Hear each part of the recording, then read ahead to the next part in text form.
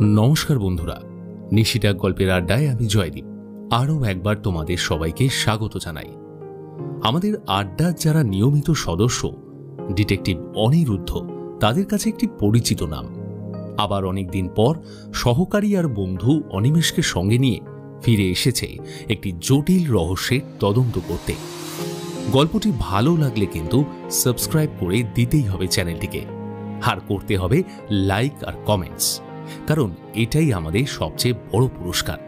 আরে বাবা, তাড়াতাড়ি 50,000 সদস্য সংখ্যা পূরণ করে ফেলতে হবে তো, নাকি? তো চলো আর দেরি না করে শুরু করা যাক আজকের গল্পের আড্ডা। সুলেখিকা মৌমিতাদের কলমে ডিটেকটিভ অনিরুদ্ধ সিরিজের আজকের গল্প নাট মন্দির রহস্য।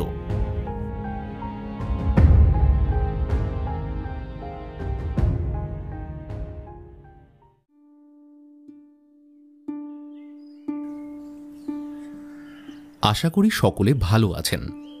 কলকাতা শহরে ঝিরঝিরে বৃষ্টির আগমনের জন্য ধীরে ধীরে শীতের আমেজটাও জমতে শুরু করেছে। আজকে অফিস থেকে ছুটি নিয়ে ট্রাঙ্কের ধুলো ঝেড়ে কিছু শীতের পোশাক আর লেপ কম্বল বার করার কাজে হাত লাগিয়েছি। অনিরুদ্ধ আবার সেই ট্রাঙ্কে ওর ছোটবেলার কয়েকটা ছবি খুঁজে পেয়ে সেগুলো হাতে ধরে ছাদের দিকে পা বাড়িয়েছে। চাইলে ওর পিছু নিয়ে আমিও ওগুলো একটু ঘেঁটে দেখতে পারতাম, তবে অনিরুদ্ধর চোখ দেখে মনে হলো এ সময়ে ওকে একটু একলা ছেড়ে দেওয়াই ভালো হবে। অগত্যা এই রসকসবিহীন কর্মে একলাই হাত লাগিয়েছি। হাতের কাজটা শেষ করে কয়েকটা আচারের শিশি রোদ খাওয়াতেই যাব, ঠিক এমন সময় কলিং বেলটা বেজে উঠল। মনে মনে আপনারা যেটা ভাবছেন আমিও ঠিক সেটাই আন্দাজ করেছি।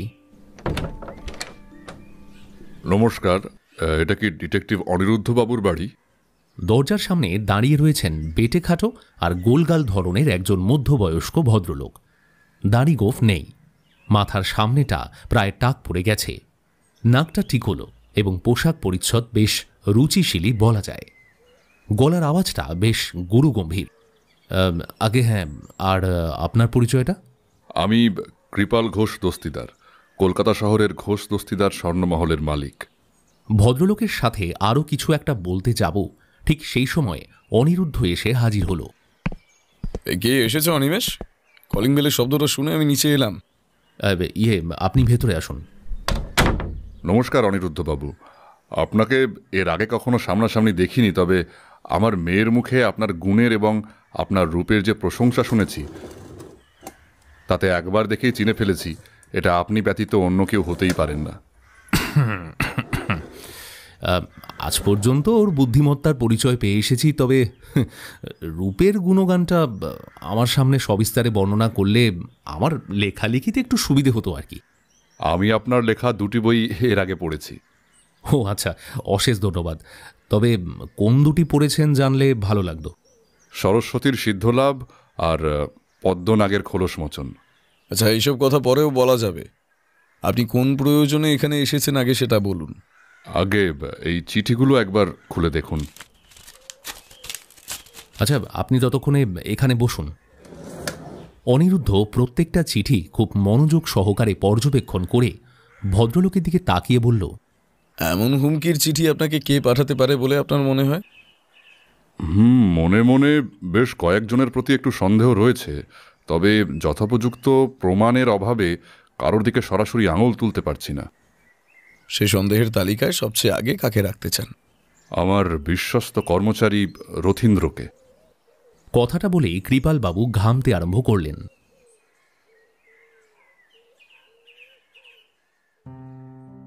রথীন্দ্রদা, এই রথীন্দ্রদা, আরে একবার এদিকে তাকাও। তুই এখানে কেন এসেছিস? তোকে না সেদিন কত করে কাজের সময় ডাকাডাকি করতে বারণ করলাম? বাবু একবারে কাজ করে কত উল্টে দিচ্ছেন। এই শেষবারের মতন বলছি, কিন্তু যদি না আসো তবে আর কখনো তোমার সাথে কথা বলবো না। আরই হরিহর দাদা দেখলে বকা দেবে, যা এখান থেকে। চুপ করো তো, সেসব ব্যবস্থা আমি করে দিচ্ছি।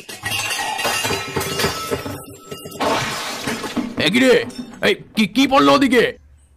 থাক থাক, তোমায় উঠতে হবে না, আমি গিয়ে দেখে আসছি। এই বেটা দাঁড়া, হাতের কাজটা শেষ না করে কোথায় যাচ্ছিস? তোরই রোজকার কাণ্ড কারখানা কৃপালদার কানে গেলে উনি কিন্তু দক্ষযোগ্য বাঁধাবেন।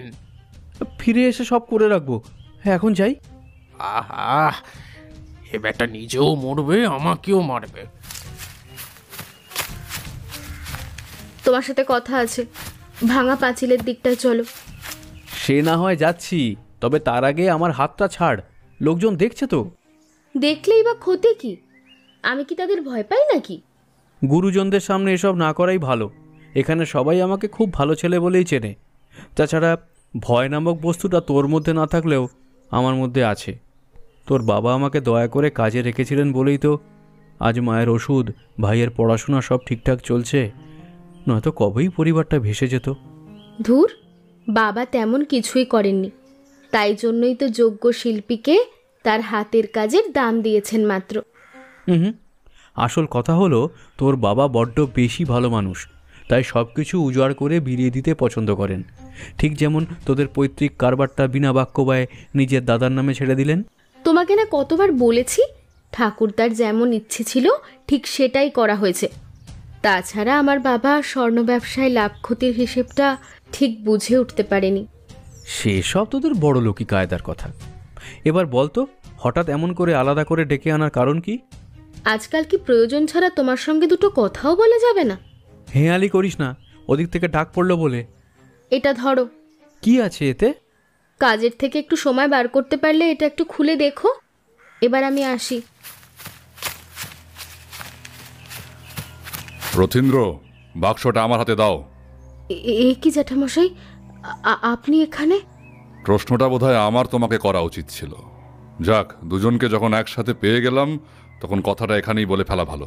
তোমাদের দুজনকে নিয়েই ইতিপূর্বে একটা গুঞ্জন কানে এসেছিল, কিন্তু আমার বিশ্বাস ছিল আমাদের পরিবারের কন্যার পছন্দ এত সস্তা হতে পারে না, তাই সেসবে ততটা মাথা ঘামাইনি।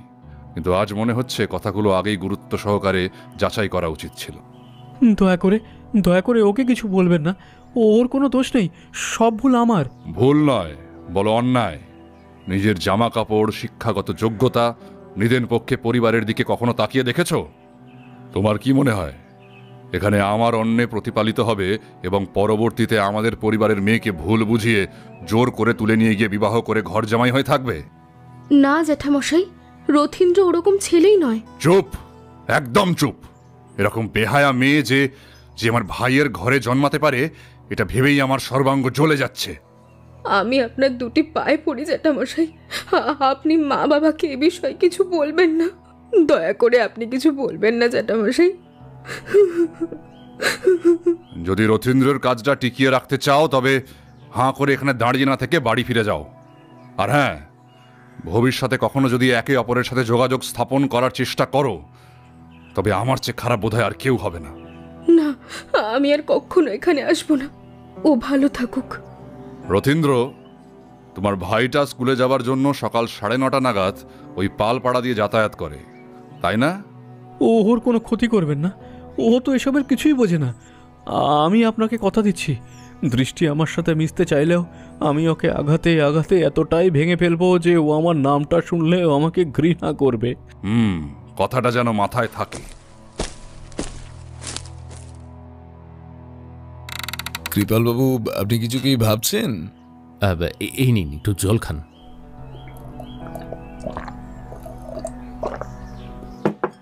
জল খেয়ে একটু ঠান্ডা হয়ে কৃপালবাবু আবার বলতে শুরু করলেন। আমরা আসলে দুই ভাই। আমার ছোট ভাইয়ের কাপড়ের দোকান আছে। আগে ম্যানেজার পোস্টে কারখানায় কাজ করত, তবে ওখানে একটা দুর্ঘটনার ফলে ওর হাতের দুটো আঙুল কাটা পড়ে। তারপর নিজের ইচ্ছাতেই বড় রাস্তার উপর একটা দোকান কিনে কাপড়ের ব্যবসা শুরু করে। আমাদের দুজনের সংসারেই সন্তান সম্বল বলতে এক ছেলে ও এক মেয়ে রয়েছে, তবে ওর মেয়েটি একটু জেদি স্বভাবের। রথীন্দ্রর সাথে ওর একটা প্রণয় ঘটিত সম্পর্ক ছিল, কিন্তু বুঝতেই তো পারছেন সমাজে আমাদের একটা স্টেটাস রয়েছে। অমন চাল চুলোহীন পাত্রের হাতে কন্যাদান করলে পরবর্তীতে আমাদেরকেই লোকের কাছে কটু কথা শুনতে হবে। তাই সেই সম্পর্কটা আমি একটু শক্ত হাতেই ভেঙে দিই। এখন ভয় হচ্ছে ওই ছেলেটাই এইসব কারণে আমার ক্ষতি করতে চাইছে না তো। ক্ষতি হবার সম্ভাবনা বোধহয় ছেলেটির চেয়ে মেয়েটির দিক থেকেই বেশি। আপনি নিজেই বলেছেন আপনাদের পরিবারের কন্যা একটু বদমেজাজি, তার উপর সে সব সময় আপনাকে চোখের সামনে দেখতে পাচ্ছে, তাই কখন কিভাবে কি করলে আপনার ক্ষতি হবে সেটা তো তার নখদর্পণে থাকার কথা। না না, দৃষ্টি এতটা বাড়াবাড়ি করার সাহস পাবে না। আপনি এতটা নিশ্চিত হচ্ছেন কেমন করে? কারণ আমি ওকে ছোট থেকে বড় হতে দেখেছি। ও আমাকে অপছন্দ করতে পারে, কিন্তু এমন অজ্ঞাতনামা চিঠি পাঠিয়ে ভয় দেখাবে না। তাছাড়া সব কটা চিঠি আমার কাছে একই মাধ্যমে এসে পৌঁছয়নি। ওদের সম্পর্কের কথাটা আপনাকে প্রথম কে জানিয়েছিল? হ্যাঁ, আমার বন্ধু নিলয়। দৃষ্টি কলেজে যাওয়ার পথেই ওর বাড়িটা পড়ে। এসব কথা যদিও আমি ছাড়া আর কেউ জানে না। আমি নিলয়কে বলে রেখেছিলাম, আমাদের বাড়ির কোনো ছেলে মেয়েকে যদি বাইরের কারোর সাথে কখনো দেখতে পাওয়া যায় তবে সেই সংবাদটা যেন আমাকে জানায়। আচ্ছা, ওদের সম্পর্কটা কতদিনের ছিল? তা তো জানি না। আপনি ওদের কখনো দেখা করতে বা কথা বলতে হাতে নাতে ধরেছিলেন? হ্যাঁ, সেখান থেকেই তো এই মারাত্মক মনোমালিন্যর সূত্রপাত। আমার দোকানে যখন কোনো নতুন নকশা আসে সেগুলো সবার প্রথম রথীন্দ্রর কাছেই পাঠানো হয়। একটা কথা স্বীকার করতেই হবে, ছেলেটির হাতে স্বয়ং বিশ্বকর্মা রয়েছে। ও যদি নকশা দেখে রাজি হয় তাহলেই আমরা অতি সূক্ষ্ম কাজের বায়না নিই, না হলে নাকচ করে দিই। তেমনই একদিন বেলার দিকে রথীন্দ্র আমার কারিগরির ঘরে সোনার নকশা তুলেছিল, আর দৃষ্টি ওই সময় ওখানে ওকে বেশ উত্ত্যক্ত করে কাজ থেকে সরিয়ে নিয়ে গিয়ে একটা ফাঁকা জায়গায় দাঁড়িয়ে ওর হাতে একটা কাঠের বাক্স তুলে দেয়।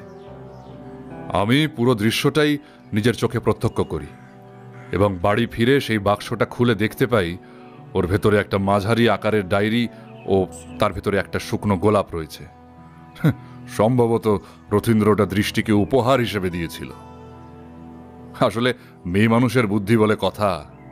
জগতে এত নামি দামি উপহার থাকতে একটা পাতি ফুলে মন গলিয়ে ফেলল। ও চাইলে আমি ওর জন্য 10টা ভারী গলার হার গড়িয়ে দিতে পারি, আর সে কিনা এমন পচা শামুকে পা কেটে বসে আছে। আপনি জানেন, আমি আমি কখনো আমাদের পরিবারের দুই মেয়ের মধ্যে কোনো বিভেদ সৃষ্টি করিনি। ওদের দুজনের বিবাহ নিয়ে আমার মনে অনেক আশা আকাঙ্ক্ষা রয়েছে। ওদের দুজনকে আমি প্রায় সোনায় মুড়িয়ে শ্বশুর বাড়িতে পাঠাবো। এসব কথাবার্তা শুনেই হয়তো রথীন্দ্র দৃষ্টির দিকে টোপ ফেলেছিল। আপনার বারবার এটা কেন মনে হচ্ছে যে দৃষ্টি দেবী আপনার ক্ষমতার দিকে তাকিয়ে তার নতুন জীবন শুরু করবে? ভালোবাসা বিষয়টা আসলে দুদিনের অতিথি। পরবর্তীতে সুখে শান্তিতে থাকতে গেলে পকেটটা একটু ভারী রাখতে হয়। কিন্তু পৃথিবীতে এত জায়গা থাকতে আপনার বাড়ির মেয়ে হঠাৎ আপনার কর্মক্ষেত্রে গিয়ে আপনার কর্মচারীর সঙ্গে দেখা সাক্ষাৎ করছে, এই বিষয়টা কি গন্ডগোলের নয়? এটা নিয়ে আমার মনেও সন্দেহ জেগেছিল। তবে ওখানকার বাদবাকি কর্মচারীদের সাথে এটা নিয়ে আলোচনা করে জানতে পারি দৃষ্টি এর আগে কখনো খুব একটা ওই কাজের জায়গায় পা রাখেনি। সেদিন হয়তো বাধ্য হয়েই ওই দিকে যেতে হয়েছিল। এই মেয়েটির এর চেয়ে ভয়াবহ কোনো অতীত আছে? হ্যাঁ, মানে ও একবার আত্মঘাতী হওয়ার চেষ্টা করেছিল। সে কি, কেন? এটা কবেকার ঘটনা? এটা বরং আজ থাক, ওই বিষয়টা পুরোপুরি একটা অন্য প্রসঙ্গ। উত্তরটা শুনে অনিরুদ্ধ একটা চিঠি হাতে নিয়ে কৃপাল বাবুকে প্রশ্ন করে, আচ্ছা, আপনার কন্যার এমন কোনো কাজের বন্ধু বান্ধব আছে নাকি? না, বউ আসলে একটু ঘরকুনো গোছের। বাগান, গল্পের বই, দামি দামি শাড়ি, রান্নাবান্না এইসব নিয়েই থাকতে পছন্দ করে। ঘোরার জায়গা বলতে ওই মাসি পিসির বাড়ি, আর নয়তো বছরে 2বার করে ওর মামার বাড়িতে যাতায়াত, ব্যাস। তাও আবার সাথে ওর মাকে নিয়ে যায়। বেশ, এবার বলুন আপনার দ্বিতীয় সন্দেহের তীরটা কার দিকে এগোচ্ছে? আমার বন্ধু রাজেশের প্রতি। আপনারা কতদিন ধরে একে অপরকে চেনেন? কমপক্ষে 25 বছর হবে। ওর সাথে আমার আলাপ হওয়ার দিনটা খুব মজাদার ছিল জানেন।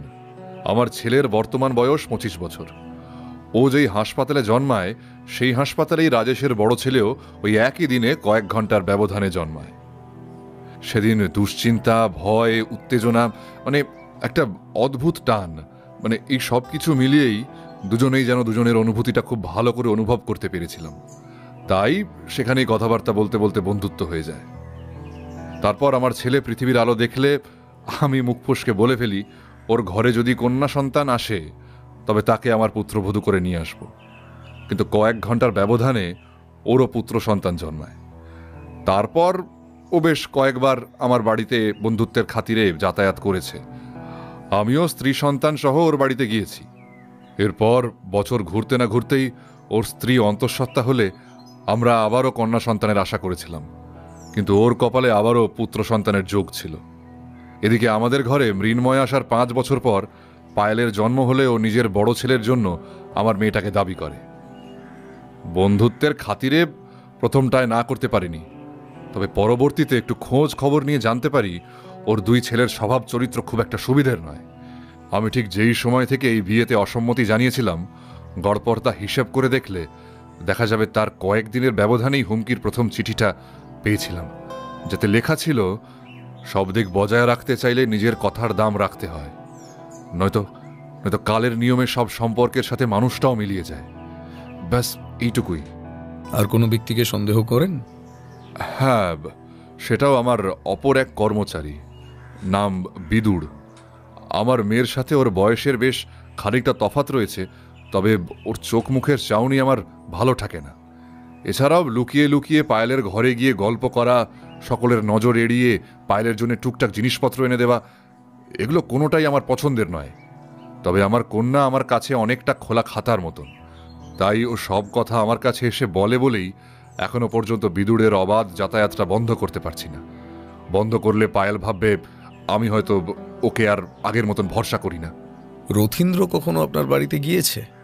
না, তা প্রয়োজন পড়েনি। তবে এই ছেলেটি কেন যায়?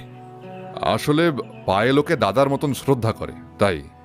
এই দাদা বোনের বন্ধন নিশ্চয়ই একদিনে তৈরি হয়নি, তাহলে গোড়াতেই এই যাতায়াতটা বন্ধ করেননি কেন? না, আসলে তখন এত কিছু মাথায় আসেনি। প্রতিটি চিঠির মাঝে ঠিক কতদিনের ব্যবধান থাকতো? ওই তো প্রতি মাসের 1 থেকে 5 তারিখের মধ্যে একটা চিঠি পেতাম, আর উপরে লাল কালিতে কৃপাল ঘোষ দস্তিদার লিখে সেটা একটা দাগ টেনে মাঝ বরাবর কেটে দেওয়া হতো। এই যে এই একটা খাম সাথে করে নিয়ে এসেছিলাম। ওটা এদিকে দিন। আপনাকে পাঠানো সর্বশেষ চিঠিটা তো খুব বড়সড় চাহিদা বহন করছে। সেই সঙ্গে পিংলার একটি নাট মন্দিরের পেছনে 50 লক্ষ টাকা রেখে আসতে বলেছে। কিন্তু আততাই পিংলা অঞ্চলটাই কেন বেছে নিলেন? আপনি বা আপনার পরিবারের কেউ আগে ওখানে বা ওখানকার পার্শ্ববর্তী কোনো স্থানে ঘুরতে গিয়েছিলেন? না, এটা ভেবে আমিও খুব আশ্চর্য হয়েছি। আর সত্যি কথা বলতে, আমার মেয়ের নিরাপত্তার প্রসঙ্গ নিয়ে কথা বলায় আমার কন্যাই ভয় পেয়ে আমাকে আপনাদের কাছে জোর করে কথা বলতে পাঠায়। আচ্ছা, আপনি আপনার নাম আর পুরো ঠিকানাটাই কাগজে লিখে দিন। আজ সন্ধ্যায় আপনার বাড়িতে যাব। আজকেই যাবেন? যদি যাই তবে আপনার কোনো আপত্তি আছে? না, মানে আসলে আমার বাড়িতে আমার কন্যা ব্যতীত অন্য কেউ জানে না যে আমি আপনাদের কাছে এসেছি। কেন, কেউ ভয় পাবে বা নিষেধ করবে এমন কোনো বিষয় রয়েছে? মানে পুলিশ, ডিটেকটিভ এসব কেই না ভয় পায় বলুন? আমার স্ত্রীর এই ব্যাপারে সবচেয়ে বেশি আপত্তি ছিল। কিন্তু আলোচনা না করে যে তদন্ত এগোনো যাবে না। আপনি যে জিজ্ঞাসাবাদ করতে আমাদের বাড়িতে আসবেন এটা আমি জানতাম, কিন্তু সব কিছু যে এত তাড়াতাড়ি হবে এটা বুঝতে পারিনি। চটজলদি কাজে হাত লাগিয়ে ফেলাই মঙ্গল। আজ হলো গিয়ে 8 তারিখ। আপনার হাতে মোটে কয়েকদিন সময় রয়েছে। এর মধ্যে আততায়ীকে শনাক্ত না করতে পারলে 15 তারিখ পিংলা গিয়ে টাকাগুলো জমা দিতে হবে। তাই আমার দিক থেকে যতটুকু করা সম্ভব যেটুকু আমি এগিয়ে রাখি আর কি। এবার আপনি আসতে পারেন। প্রাথমিকভাবে আমার যেটুকু জানার ছিল তা তো জানা হয়ে গিয়েছে। বাদ বাকি কথা আপনার বাড়িতে গিয়ে হবে। আপাতত ওই বাড়ির সকলের সঙ্গে কথা বলে আমাদের সঙ্গে তাদের সহযোগিতার জন্য রাজি করিয়ে রাখবেন। ঠিক আছে, আজ উঠলাম, চললাম অনিমেষবাবু। হ্যাঁ, ঠিক আছে। কৃপালবাবু বেরিয়ে যেতেই অনিরুদ্ধ আমার দিকে চিঠিগুলো এগিয়ে দেয়। আমিও ওকে একে একে সবকটা চিঠি পড়ে নিয়ে অনিরুদ্ধর দিকে তাকিয়ে বলি, একটা মানুষের প্রাণের দাম 50 লক্ষ টাকা, মানে এ তো অস্বাভাবিক রকমের বাড়াবাড়ি, তাই না? তাও আবার কৃপাল বাবুর কন্যাকে সুরক্ষিত করার জন্য চাওয়া হয়েছে, যে কিনা নিজের বাড়ি থেকেই বের হন না, অথচ চিঠিতে সোজাসুজি অপহরণের হুমকিও নেই। এটা দৃষ্টিদেবীকে বাঁচানোর জন্য পাঠানো হলে তীরটা ছুড়তে একটু সুবিধে হতো। তবে আততাই নিজের পিঠ বাঁচাতে যদি ঘুরিয়ে কান ধরার মতলব করে থাকে, সেই ক্ষেত্রে কৃপালবাবুর কন্যা যথাযথ লক্ষ্য। আমার মনে হয় যেন ওই 2 বাড়ির 2 মেয়ের মধ্যেও খুব একটা বনিবনা নেই। হ্যাঁ, দেখলে না নিজের মেয়ের বেলায় কত মিষ্টি মিষ্টি কথা বলে গেলেন, অথচ ভাইয়ের মেয়ের বেলায় কত খুঁত ধরলেন। খামটা একবার এইদিকে দাও। হ্যাঁ, এই যে। হাতের লেখাটা বেশ সুন্দর, মাঝখানে কাটা দাগটাও বিন্দুমাত্র এঁকে বেঁকে যায়নি। কি ভাবছো বলো তো? আপাতত ঘরটা গুছিয়ে ফেলো। যত্রতত্র এগুলো ছড়িয়ে থাকলে পায়ে জড়িয়ে পড়ে যাওয়ার সম্ভাবনা প্রবল। কথাটা বলে অনিরুদ্ধ চিঠি আর খাম হাতে নিয়ে একটা কেদারায় বসে সেগুলো বারবার পড়তে থাকে। তোমার কাজ সম্পূর্ণ হলে বলো। উফ, আরে বাবা, করছি তো। আমিও যাই, এবার রান্না চাপিয়ে দিই। মনের মধ্যে বারবার ওই 50 লক্ষ টাকার প্রসঙ্গটা উঁকি দিতে থাকে। সারাদিন টুকটাক কাজের ফাঁকে বিষয়টা নিয়ে আমি অনেক ভাবনা চিন্তা করেও কোনো সুনির্দিষ্ট উত্তর খুঁজে পাইনি। তারপর বিকেল হলে ওই 5টা নাগাদ আমি আর অনিরুদ্ধ মিলে রওনা দিলাম কৃপাল বাবুর বাড়ির উদ্দেশ্যে। কাগজ দেখে একেবারে সঠিক ঠিকানায় এসে পৌঁছতেই আমাদের দুজনের ঠোঁটের কোণে একটা হাসি ফুটে উঠল। বাড়িটা দেখে আসলে বুঝতে পারলাম এই টাকার পরিমাণ কৃপাল বাবুর কাছে নস্যির সমতুল্য। অনিরুদ্ধ ধীর পদক্ষেপে প্রধান ফটকের দিকে এগিয়ে গিয়ে দারোয়ানকে জিজ্ঞাসা করল, এই যে শুনছেন, এটা কি কৃপাল বাবুর বাড়ি? আমরা ওনার সঙ্গে দেখা করতে এসেছি।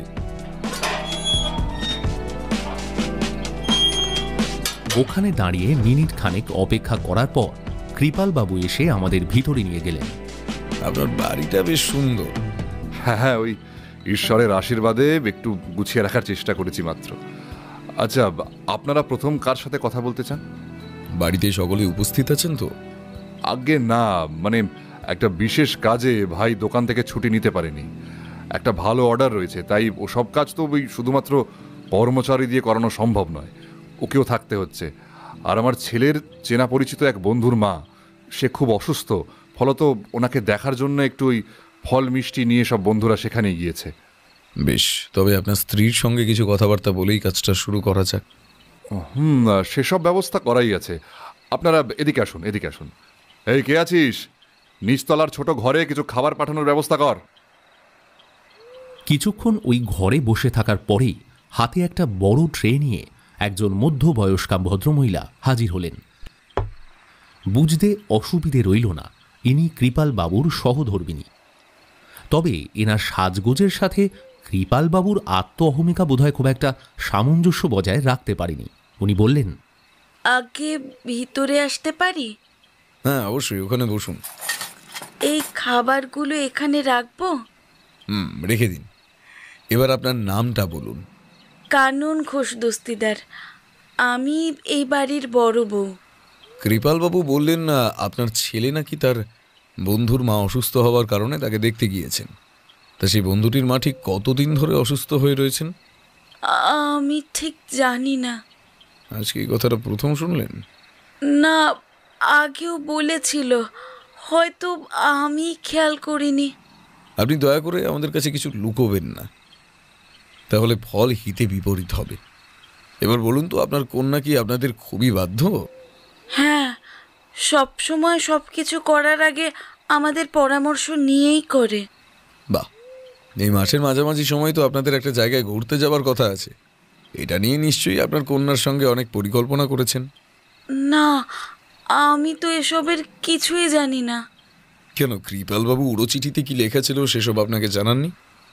না, আসলে আমি বেশি দূর লেখাপড়া শিখিনি, তাই কাজকর্ম বা বাদ বাকি বিষয় নিয়ে মেয়ের সাথেই আলোচনা করে। খুব প্রয়োজন পড়লে তখন আমাকে জানিয়ে রাখে। বেশ, তার মানে এটা কম প্রয়োজনীয় বিষয় ছিল। আচ্ছা, আপনার সঙ্গে আপনার জায়ের সম্পর্ক কেমন? খুব ভালো। আমাদের মধ্যে আজ পর্যন্ত কখনো ঝগড়াঝাটি হয়নি। কোনো জিনিসপত্র নিয়েও কোনো রেষারেষি নেই আমাদের মধ্যে। আপনার জায়ের কন্যাটি নাকি খুব উড়নচণ্ডী। বাচ্চা মানুষ, তাই না বুঝে কত কিছু করে ফেলে, ওসব ধরলে চলে না। আপনার বাড়িতে ডিটেকটিভের আগমন নিয়ে আপনার বিশেষ আপত্তি ছিল, তাই তো? এটা আমার বাড়ি নয়, সবাই থাকতে দিচ্ছেন তাই থাকছি। কোনো মেয়ে বউদেরই নিজের ঠিকানা বলে কিছু হয় না। আসলে আমার শ্বশুরমশাই এখনও জীবিত রয়েছেন। উনি থাকা সত্ত্বেও ওনার বাড়িতে পুলিশ ঢুকবে, তদন্ত হবে, এসব দেখলে উনি আরও অসুস্থ হয়ে পড়তে পারেন। সেই ভয়তেই আমি এসব করতে মানা করেছিলাম। আচ্ছা, দেওয়ালে ওই ছবিটা কি আপনার শ্বশুরমশাইয়ের? আগে হ্যাঁ, তবে ছবিটার মাঝখানে পেরেক পুঁতে যার গলায় মালা দিয়েছেন তিনি নিশ্চয়ই আপনার শাশুড়ি মা। হ্যাঁ, আসলে ওনার কোনো আলাদা ছবি নেই, তাই বাধ্য হয়ে শ্বশুরমশাইয়ের ছবিটার মাঝেই ওই মাঝ বরাবর ভাগ করে মালা দিয়েছি। উনি তীর্থ করতে গিয়ে পথ হারিয়েছিলেন। তারপর আমরা অনেক খোঁজাখুঁজির চেষ্টা করেছি, কিন্তু উনি বেঁচে আছেন কি নেই কিছুই জানতে পারিনি। আপনার শাশুড়ি মা দুই বৌমার মধ্যে কাকে বেশি পছন্দ করতেন? ছোটকে একটু বেশি আদরে রাখতেন। কৃপালবাবুর সঙ্গে বিবাহের পর থেকে আজ পর্যন্ত পরিবার নিয়ে অথবা দুজনে একসঙ্গে বাইরে কোথাও ঘুরতে গিয়েছেন? হ্যাঁ, কাছে পিঠে কয়েকটা মন্দিরে পুজো দিতে গিয়েছি, আর ওর কাছের কয়েকজন বন্ধুর বাড়িতে নিমন্ত্রণ রক্ষার জন্য বেরিয়ে এসেছি। রথীন্দ্র নামক ছেলেটিকে আপনার কেমন লাগে? আমি ওকে কখনো চোখের দেখা দেখিনি, তবে হ্যাঁ, আমার মেয়ে, স্বামী আর দৃষ্টির মুখ থেকে খারাপ ভালো দুয়ে মিলিয়ে মিশিয়ে যা শুনেছি তাতে বেশ ভালোই লেগেছে। ওর একটাই অপরাধ, গরিব ঘরে জন্মেছে। রথীন্দ্র যদি বিয়ে করে এই বাড়িতে ঘর জামাই হয়ে থাকতে চায়, এতে আপনার কোনো আপত্তি আছে? এই কথা আমার স্বামী আপনাদের কানে তুলেছেন, তাই তো? কিন্তু উনি সোনার কারবার করতে গিয়ে খাঁটি মানুষ চিনতে ভুল করছেন। রথীন্দ্র খুব সৎ, ওর কারোর টাকার ওপর কোনো লোভ নেই। বেশ, অনেক ধন্যবাদ। এবার আপনি আসতে পারেন, আর বাইরে গিয়ে আপনার মেয়েকে এই ঘরে একটু পাঠিয়ে দেবেন। ঠিক আছে। কানন দেবী চলে যেতেই মুহূর্তের মধ্যেই ওনার কন্যা ভিতরে প্রবেশ করলেন। শ্যামবর্ণা, একটু স্থূল, গজকামী, পোশাক পরিধান খুবই মার্জিত এবং উচ্চমানের। নিজেই একটা স্বচ্ছ হাসি দিয়ে অস্ফুটে নমস্কার জানিয়ে সামনের চেয়ারটায় বসে পড়লেন। আমার সঙ্গে ফর্মালিটি করার দরকার নেই। আপনাদের যা যা জিজ্ঞাসা আছে আপনারা সরাসরি জিজ্ঞেস করতে পারেন। প্রথমে আপনার নামটি বলুন। আমার নাম পায়েল। আপনার বাবা আমাদের কাছে অনেকগুলো সন্দেহের কথা জানিয়েছেন, তার মধ্যে বিদুরবাবুর নামটাও রয়েছে। আপনার ওনাকে নিয়ে বিশেষভাবে কোনো বক্তব্য থাকলে বলতে পারেন। বিদুর বাবুর নামটা শুনে পায়েল দেবীর মুখের হাসি কোথাও যেন উধাও হয়ে যায়। বিদুরদা তো অনেক পুরনো লোক, ওনাকে নিয়ে যে বাবার মনে কোনো আপত্তি আছে সেরকম তো বাবা কিছু জানাননি আমাকে। বাবা আপনাদের ঠিক কি বলেছে একটু বলতে পারবেন? না, দুঃখিত। আপনি আমাদেরকে যা কিছু বলবেন সেগুলো যেমন আমাদের মধ্যে সীমাবদ্ধ থাকবে, ঠিক তেমনি বাকিরা আমাদের কি বলছেন আমি সেটাও আপনাকে জানাতে পারবো না। যদি বাবা এই চিঠির বিষয়ে বিদুরদাকে সন্দেহ করে থাকে তাহলে আমি দায়িত্ব সহকারে বলছি, এই কাজ বিদুরদা করেনি। তাহলে কে করেছে? আশ্চর্য, সেগুলোকে খুঁজে বার করার জন্যই তো আপনাদেরকে খবর দেওয়া হয়েছে। আমি শুনেছি ওই ছেলেটি আপনাদের বাড়িতে এসে যখন তখন আপনার ঘরে বিনা অনুমতিতে প্রবেশ করতেন। ওনাকে আমি সেই অধিকার দিয়েছি। তাছাড়া আমরা সবাই এখন বড় হয়েছি, আমাদের ঘরে কে কখন এলো গেল এগুলো কি সবাই দেখার জন্য ওত পেতে বসে আছে নাকি? আমি তো বাইরে কারোর সাথে মেলামেশা করি না। এখন যাদের সাথে ন্যূনতম আত্মীয়তার সম্পর্ক রয়েছে তাদেরকেও যদি অপমান করে বাবা দূরে সরিয়ে দিতে চান তাহলে বাবার এই জুলুম আমি মানতে পারবো না। ওই ছেলেটিকে নিয়ে আপনার বাবার এত আপত্তি থাকা সত্ত্বেও উনি কিন্তু শুধুমাত্র আপনার মুখের দিকে তাকিয়ে তাকে এখনো পর্যন্ত কাজে রেখেছে। না, বিদুরদার একটা নোংরা অতীত আছে। ও আগে ড্রাগ পাচার করত, এগুলো করে বেশ কয়েকবার জেল খেটেছে। তারপর নতুন করে সৎ পথে থেকে জীবনটাকে উপভোগ করবে বলে ঠিক করলো। সেই সময় আমার সঙ্গে ওর পরিচয় হয়। ও আমাদেরই কলেজের প্রাক্তন ছাত্র, কিন্তু জেল থেকে বেরিয়ে আসার পর ও যেই প্রফেসরদের হাতে পায়ে ধরে একটা কাজের চেষ্টা করেছে তারা সকলেই ওর থেকে মুখ ফিরিয়ে নিয়েছে ওর সত্যিটা জানার পর। সেই সময় এক প্রকার দয়া করেই আমি আমার বাবার কার্ডটা ওকে দেখাই। সেখান থেকেই বিদুরদা এই স্বর্ণমহলে কাজ করা শুরু করে। এইসব ঘটনা এতদিন শুধুমাত্র আমার মধ্যেই চাপা ছিল। বাবাও ভেবেছিলেন হয়তো অন্য কারোর কাছে খোঁজ পেয়ে কাজে এসেছে, কিন্তু ড্রাগের নেশা যে এত সহজে ছাড়া যায় না, তাই বিদুরদাও ছাড়তে পারেনি। একদিন কাজ করতে করতে ওই ড্রাগস সমেত আমার বাবার হাতে ধরা পড়ে যায়। পরে বুঝতে পারি যে বাবাও হয়তো সেই বাজে নেশায় আক্রান্ত হয়ে পড়েছেন। যদিও বাবা আমার চোখ এড়িয়ে এগুলোর ব্যবসা শুরু করতে চেয়েছিলেন, কিন্তু আমার কথা অমান্য করে বিদুরদা ওই বাবাকে সাহায্য করতে পারেনি, সেজন্য সকলের চক্ষুশূল হয়ে উঠেছে। আপনার সঙ্গে বিদুরের কোনো বিশেষ সম্পর্ক রয়েছে? এমন একটা প্রস্তাব অনেক আগে বিদুরদার থেকে এসেছিল, তবে সেটা আমি নাকচ করে দিয়েছিলাম। আর পরবর্তীকালেও বিদুরদার থেকে সেই বিষয় নিয়ে আমি কোনো বিরক্ত করা বা কিছু আসেনি। আপনি নিশ্চয়ই আপনার বোনের প্রণয়ের সম্পর্কটা সম্বন্ধে অবগত? হ্যাঁ, ছেলে মন্দ নয়, তবে নারী সঙ্গ অতিরিক্ত বেশি। এরকম কোনো ঘটনা নিজের চোখে দেখেছেন? আমার বোনের কলেজ যাওয়ার পথেই ওদের দেখা সাক্ষাৎ হতো, তবে এই যাতায়াতের মাঝে আমার বোনের এক বান্ধবীর সঙ্গে রথীন্দ্রর খুব ভাব জমে যায়। স্বাভাবিকভাবেই দৃষ্টি সেটাকে ভালো করে নিতে পারেনি, এবং ওই বান্ধবীর সঙ্গে যোগাযোগ বন্ধ করার প্রস্তাব তুললে রথীন্দ্র জানিয়েছিল যে ও নাকি দৃষ্টির সঙ্গে কোনো যোগাযোগ রাখতে চায় না, কারণ দৃষ্টি নাকি ওকে আগের মতো বিশ্বাস করে না। এর পরপরই কারিগরি স্থানে একটা বাক্সের মধ্যে ওদের দুজনের আদান প্রদান করা জিনিসপত্র ফেরত দিতে গিয়ে দৃষ্টি বাবার হাতে ধরা পড়ে যায়। তারপরে এখন ওদের মধ্যে কোনো সম্পর্ক বর্তমান আছে কিনা আমার ঠিক জানা নেই। বেশ, এবার আপনি আসতে পারেন। বেরিয়ে গিয়ে আপনার বাবাকে ভিতরে পাঠিয়ে দেবেন। অনিরুদ্ধবাবু, একটা অনুরোধ আছে, কথাগুলো যেন আপনার আর আমার মধ্যেই থাকে, এটা একটু মাথায় রাখবেন। একদম নিশ্চিন্তে থাকুন। পায়েল দেবী বেরিয়ে যাওয়ার পর কৃপাল বাবু খুবই নিশ্চিন্তে ভিতরে প্রবেশ করে একগাল হাসি নিয়ে বলে ওঠেন, আচ্ছা, আমার কন্যার সাথে কথাবার্তা বলে কি বুঝলেন? তার আগে একটু ভেবেচিন্তে বলুন তো, আপনার কোনো নেশা আছে কিনা? ও, এটা নিশ্চয়ই আমার স্ত্রীর কাছ থেকে জানতে পেরেছেন। আসলে অনেক আগে সঙ্গদোষে একটা বাজে নেশায় মেতেছিলাম, তবে মেয়ের অনুরোধে এসব অনেক আগেই ত্যাগ করি। আপনার মা যখন তীর্থ করতে গিয়েছিলেন তখন আপনি কোথায় ছিলেন? হ্যাঁ, ওই তো কলকাতাতেই ছিলাম। তবে বাবা মায়ের সাথে ভাইকে দেখাশোনার জন্য পাঠানো হয়েছিল।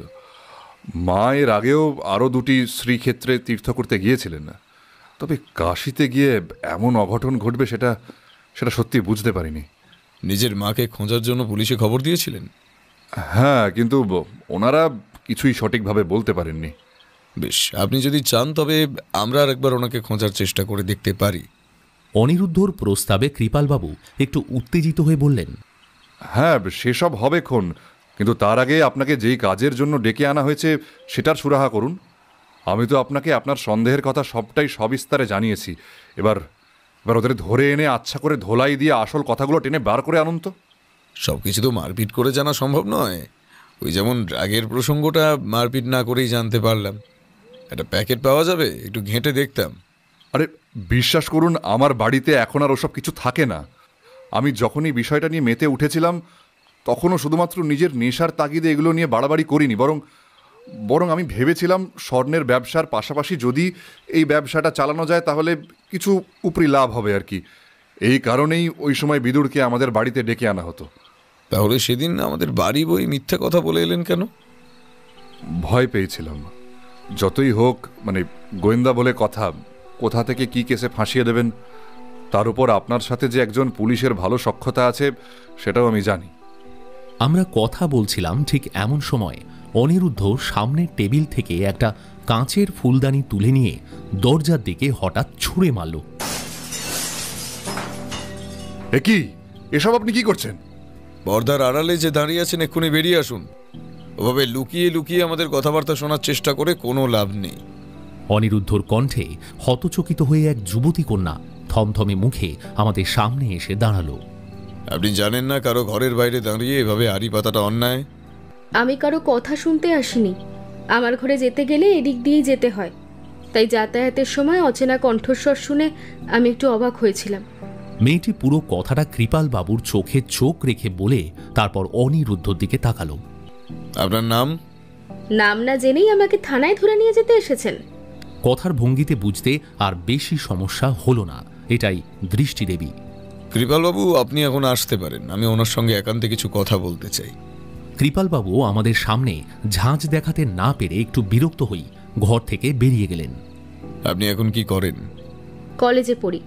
আচ্ছা, আপনার বাড়িতে আপনার সবচেয়ে কাছের মানুষটিকে? কেউ নয়, এরা সবাই অর্থলোভী। টাকার জন্য মানুষ খুন করতেও দুবার ভাববে না। আপনার কোনো বিশেষ সঙ্গী রয়েছে? জ্যাঠামশাইয়ের সঙ্গে কথা বলে যখন এই বাড়িতে এসেছেন তখন এটা তো আপনাদের আগে থেকেই জানা উচিত ছিল, কিন্তু প্রথমত ও কিছু করেনি, আর দ্বিতীয়ত তার সাথে এখন আমার আর কোনো সম্পর্ক নেই। আমার সাথে এতদিন ধরে ভালোবাসার নাটক করে এখন আমার বান্ধবীকে মনে ধরেছে। সে বান্ধবীর সঙ্গে এখন কথাবার্তা নেই? না, তাছাড়া জ্যাঠামশাই ওদের সাথে মেলামেশা করতে বারণ করেছেন। কথার অবাধ্য হলে এবার আমার জন্য আমার মা বাবাকেও সকলের সামনে অনেক অপমান সহ্য করতে হবে। আপনার সঙ্গে ছেলেটির কতদিনের পরিচয় ছিল? প্রায় 2 বছর হবে। কিন্তু কেন বলুন তো? সেই তখন থেকে জ্যাঠামশাইয়ের সাথে ওকে নিয়ে আলোচনা করে যাচ্ছিলেন। আপনাদের মতলবটা কি সত্যি করে বলুন তো? জ্যাঠামশাই কি ওর কোনো ক্ষতি করার জন্য আপনাদেরকে ভাড়া করে এনেছেন? না, তবে আপনি এত ভয় পাচ্ছেন কেন? ওই মানুষটার পক্ষে সবকিছুই করা সম্ভব। চালাকি করে আমার বাবাকে ব্যবসা থেকে বঞ্চিত করলেন। এই বাড়ির একটা বড় অংশ আমার দাদুকে দিয়ে লিখিয়েও নিলেন। নিজের মেয়ের বিয়ের জন্য ঠাকুমার কাছ থেকে তো অনেক আগেই 1 বাক্স সোনার গহনা গুরুজনের আশীর্বাদ নাম করে হাতিয়ে রেখেছেন। তার উপর আমার দিদি জন্মাবার সময় কাকে যেন কথা দিয়েছিলেন তার ঘরের বউ রূপে আমার দিদিকে ওখানে পাঠাবেন। কিন্তু সেই ছেলেগুলো অকর্মণ্য প্রমাণিত হতে নিজের মেয়ের বদলে আমাকেই পাত্রী সাজিয়ে তাদের সামনে বসানোর চেষ্টা করেছিলেন। আমি এসবে অস্বীকৃত হতেই আমাকে সকলের অলক্ষ্যে খুন করার ভয়ও দেখিয়েছিলেন। আর আমার বাবাও হয়েছে তেমনই দাদা ভক্ত। আমাকে জ্যাঠামশাই যদি কোথাও পাচারও করে দেন, আমার বাবা তারপরও সবকিছু জেনে শুনে কোনো প্রতিবাদ করবেন না। এই এত কিছুর পরে ওনাকে ভয় পাওয়াটা কি স্বাভাবিক নয়? আপনার বাবা সবকিছু এত সহজে ছেড়ে দিচ্ছেন কেন? কোনো রহস্য লুকোতে এমন বাধ্য হয়ে পড়ে রয়েছেন? আমি জানি না, আর জানতেও চাই না। তবে শেষবারের মতন এটুকু বলতে পারি, আমার সাথে রথীন্দ্রদার আর যাই হোক, আমি ওকে এখনো ভালোবাসি আর ভবিষ্যতেও ভালোবাসবো। দেখুন, ওর কিছু হলে আমি নিজেও মরতে পারি, আর প্রয়োজনে শত্রুদেরকেও মারতে পারি। ওই একটা মানুষ আমার কাছে আমার অভিভাবকদের চেয়েও অনেক বেশি দামি। আপনি জানেন, জ্যাঠামশাই চেয়েছিলেন একই পরিবারে থেকে শুধুমাত্র ওনার মেয়ে সবচেয়ে বেশি শিক্ষিত হবে, আর আমার বেলায় স্কুলের গণ্ডি পেরোতেই আমাকে পার করে দিতে চেয়েছিলেন। কিন্তু দিদি ওর বাবাকে বুঝিয়ে আমাকে কলেজ পর্যন্ত পড়ার সুযোগটা করে দিয়েছে। দিদিকেও জ্যাঠামশাই শুধু ব্যবহার করছে। মানে কি বলতে চাইছেন একটু খুলে বলুন।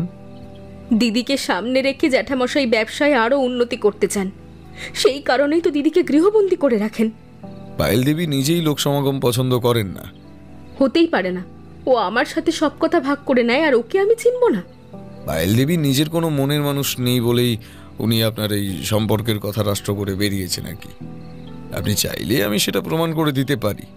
টাকা ছড়ালে অমন নকল প্রমাণ জোগাড় করাটা কোনো বড় ব্যাপার নয়।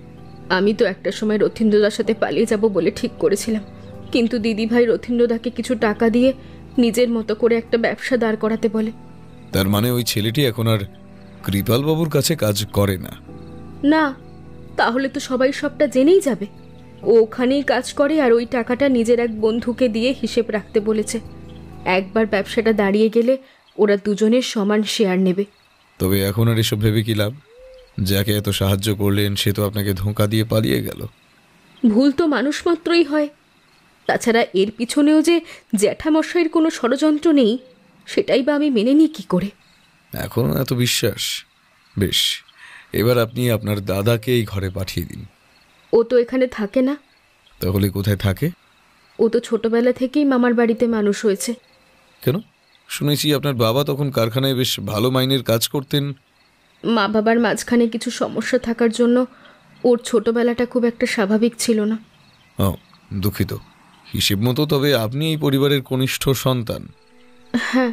আচ্ছা, আমি আপনাকে একটা কথা বললে আপনি বিশ্বাস করবেন? বলুন, কি বলতে চান? আমার দাদুর খুব বিপদ।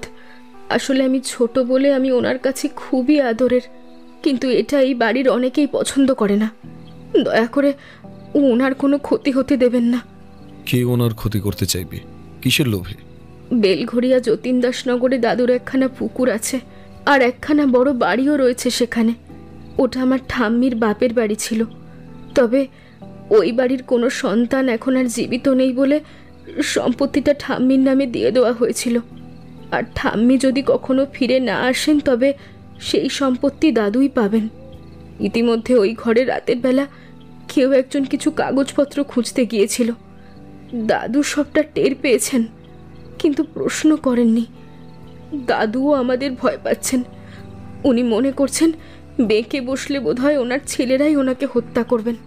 আমি আপনাকে কথা দিচ্ছি, আমরা থাকতে আপনার দাদুর কোনো ক্ষতি হতে দেব না। আমি এবার উঠলাম। দৃষ্টি দেবী প্রস্থান করতেই অপর একজন ভদ্র মহিলা একটু সংকোচেই আমাদের সামনে রাখা চেয়ারটা এসে বসলেন। নমস্কার, আমি শর্মা। আমার মেয়ে বলল আপনারা নাকি আমার সঙ্গে কিছু কথা বলতে চান। হ্যাঁ, আপনার তো 2 ছেলে মেয়ে, তবে একজন আপনার সঙ্গে থাকে না কেন? আমার স্বামী ওই সময় সন্তানের দায়ভার নিতে চাননি। তাছাড়া বাচ্চাটা সময়ের আগে পৃথিবীতে আসায় ওর অবস্থা খুব একটা ভালো ছিল না। আমারও বয়স কম, কিভাবে পরিচর্যা করতে হবে কিছুই জানতাম না। তাই এক প্রকার বাধ্য হয়ে ওকে আমি আমার মায়ের কাছে পাঠিয়ে দিই। বছর ঘুরতে না ঘুরতেই তাদের পরিচর্যায় একেবারে আর 5টা বাচ্চার মতো ডাগর হয়ে ওঠে। তবে সেই সময় ওই বাড়ির সকলের ওর প্রতি এমন একটা অপত্য মায়া পড়ে গিয়েছিল যে ওকে আবার এখানে নিয়ে আসতে মন চায়নি।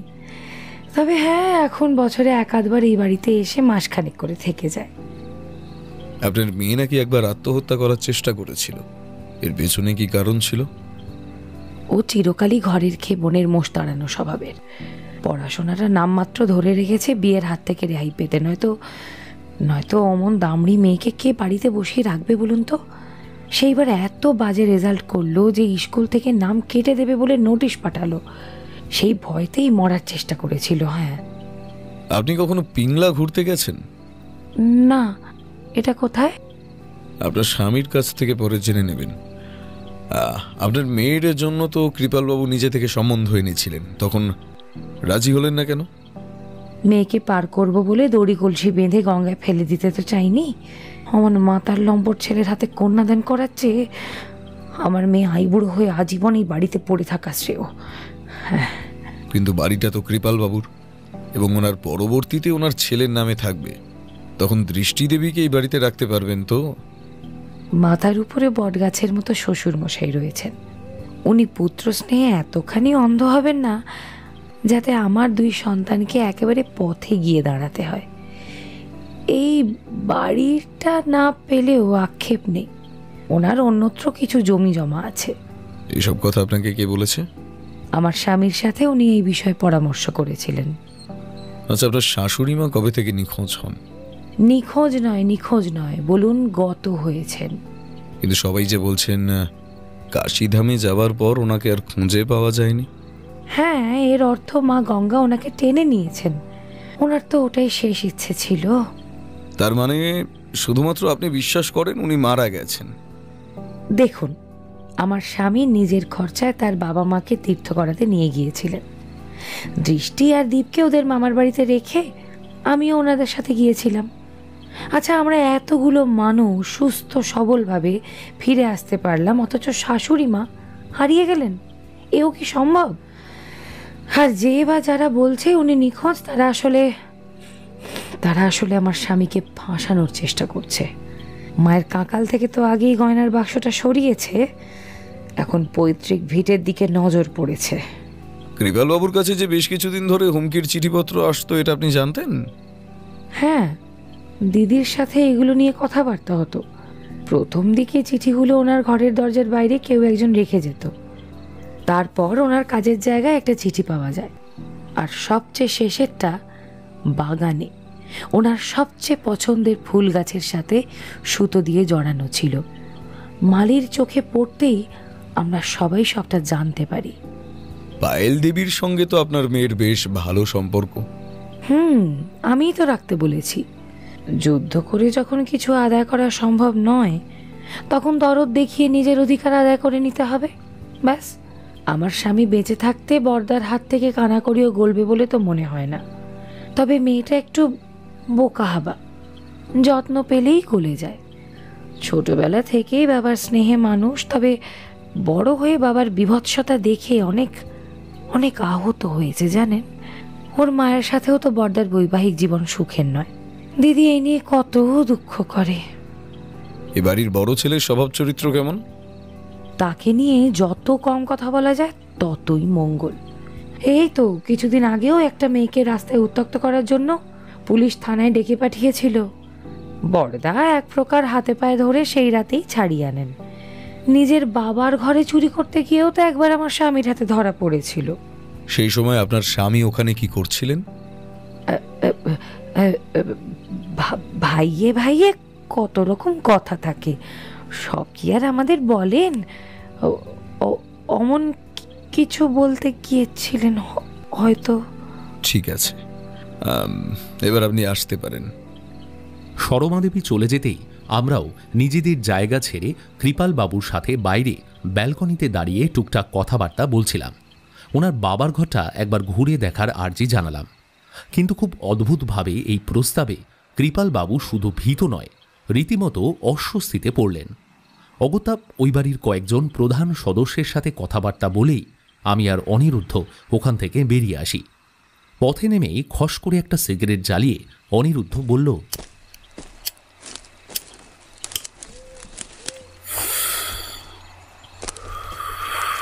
বয়স বাড়লে অভিভাবকেরা বোধহয় ঠিক এমনই সন্তানের কক্ষিগত সম্পত্তিতে রূপান্তরিত হন। কি অদ্ভুতভাবে বলে দিলেন ওনার ভাইয়ের সাথে আলোচনা না করে নাকি অসুস্থ বাবাকে এসবের মধ্যে টানা যাবে না। বোঝো, এই ব্যবহারটা তোলা রইল। আমি এবার গোল খাইয়ে বুঝিয়ে দেব ডিটেকটিভ অনিরুদ্ধও চাইলে ঠিক কি করতে পারে। কোনো মতলব এসেছে? তোমার আগামীকাল অফিস আছে তো? হ্যাঁ, সে তো আছে, কিন্তু কেন? আমি অফিস থেকে ছুটি নিচ্ছি, তুমি একটু তাড়াতাড়ি ফিরে আসার চেষ্টা করো। তোমাকে সঙ্গে নিয়ে একবার নকশা তোলার জায়গায় যাব।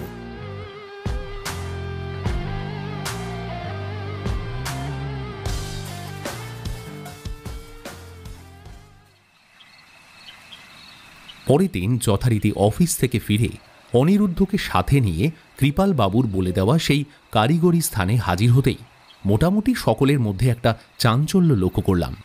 নমস্কার, আমি ডিটেকটিভ অনিরুদ্ধ। কৃপাল বাবু আমাকে এখানে পাঠালেন। আপনাকে দু একটা প্রশ্ন করতে পারি? হ্যাঁ বলুন, কি সাহায্য করতে পারি? দৃষ্টি দেবীকে চেনেন নিশ্চয়ই। উনি কি এখানে খুব ঘন ঘন যাতায়াত করতেন? না, তবে ওই মাঝে মধ্যে আমাদের সাথে দেখা টেকা করতে আসতেন আর কি। যা বলছেন তা ভেবে বলছেন তো? দেখুন বাবু, আমি কর্মচারী মানুষ, এত কিছু আমি বুঝি না। সত্যি কথাগুলো উগড়ে দিলেই সমস্ত সমস্যার সমাধান হয়ে যাবে।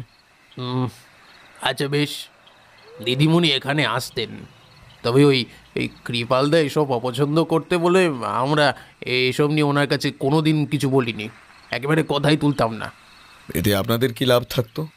মানে ছোট দিদিমণি মুখটা বন্ধ রাখার জন্য ওই সময় বিশেষ হাতে কিছু টাকা পয়সা দিতেন আর কি। সেই টাকাটা কোথা থেকে আসতো? তা তো বলতে পারবো না, মনে হয় বড় দিদিমণি জোগাতেন। ওই বিদুরের সাথে বড় দিদিমণির ভাব একটু বেশিই রয়েছে। এখানকার ছেলেদের খোঁজে কখনো কোনো বাইরের মেয়েকে আসতে দেখেছেন? আগে না, তবে কৃপালবাবুর বড় ছেলে এখানে এসে ওই সোনার বিস্কুট ঘষে কিছু গুঁড়ো সরিয়ে নিয়ে বাইরে সেসব বিক্রি করে বন্ধুবান্ধব নিয়ে আড্ডা টাড্ডা মারতেন আর কি। বাধা দিতে গেলে আবার প্রাণে মারার হুমকি দিতেন।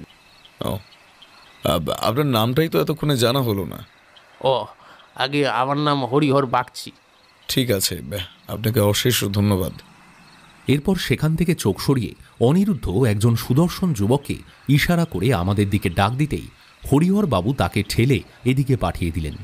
কি ব্যাপার, আপনারা কারা? আমরা এই চিঠিটা আপনাকে দিতে এসেছি। কিসের চিঠি? কে পাঠিয়েছে? দৃষ্টি দেবী আপনাকে দিতে বলেছিলেন। উনি আমার মনিব, ওনার সাথে আমার চিঠি আদান প্রদানের মতো সম্পর্ক নেই। দয়া করে ওটা আপনি ফেরত নিয়ে যান, আর যদি সেটা না পারেন তাহলে আমাকেই দিন, আমি ওটা আগুনে পুড়িয়ে দিচ্ছি। দৃষ্টিদেবী আপনাকে যেই অর্থ দিয়ে স্বনির্ভর হবার জন্য সাহায্য করেছিলেন, সেই টাকাগুলো কি আগুনে পুড়িয়ে ফেলেছেন? আমার বন্ধু আমার সাথে বিশ্বাসঘাতকতা করে ওগুলো নিজেই আত্মসাৎ করেছে, নয়তো এতদিনে ওগুলো দৃষ্টিকে সুদ সময় ফেরত পাঠিয়ে দিতাম। আপনার হঠাৎ এত বিরূপ মনোভাবের কারণ কি? আমার ভাইকে আজ দুদিন ধরে খুঁজে পাওয়া যাচ্ছে না। আমি নিশ্চিত এটা কৃপালবাবুরই কারসাজি। এর পরেও বলবেন ওই বাড়ির মেয়েকে আমার মনে রাখা উচিত? তাহলে থানায় মিসিং ডায়েরি করেননি কেন? যার কাছে আমি নিজে হাতে ধরে কাজ শিখেছি তার নামে নালিশ জানাবো? প্রয়োজন পড়লে তাই করবেন। পরিবারের আগে কোনো দায় বড় নয়। আপনার ভাইয়ের নাম আর একটা ছবি আমাকে দিন, আমি ওর খোঁজ করব। রথীন্দ্রবাবু ছলো চোখে বুক পকেট থেকে একটা পাসপোর্ট সাইজের ছবি বার করে অনিরুদ্ধর হাতে তুলে দেন। এই বিষয়টা অন্য কাউকে জানানোর প্রয়োজন নেই, এমনকি হরিহরবাবুর কাছেও মুখ খুলবেন না। ঠিক আছে, কিন্তু আপনার পারিশ্রমিক কত?